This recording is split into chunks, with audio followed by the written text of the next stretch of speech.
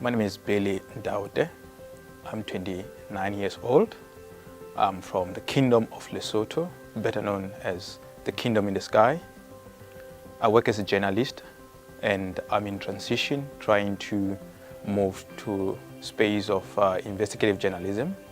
Today, investigative journalism is seen as one of the ways to hold governments accountable, but also to bring more in-depth and robust journalism into the space where there is everybody sees themselves as journalists with the growth of social media. My work as a journalist so far in my country mainly has exposed me to situations of lack of accountability, lack of trust amongst the political elite.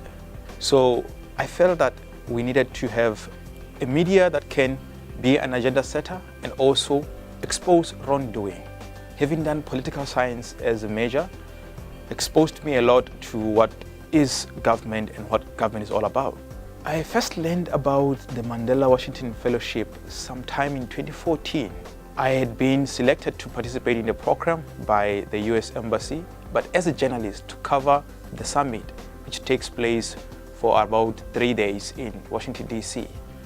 And I got to learn how much the yearly fellows or the Mandela Washington Fellows are exposed to in this program and how much they take back to the African continent and the sort of connections they make in this program.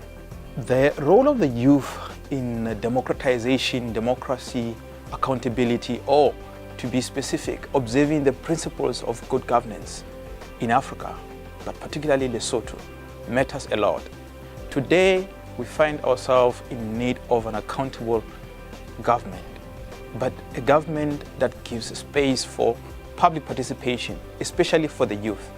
Having taken part in this program has impacted me in a number of ways. Academically, the different sessions, they have impacted me a lot.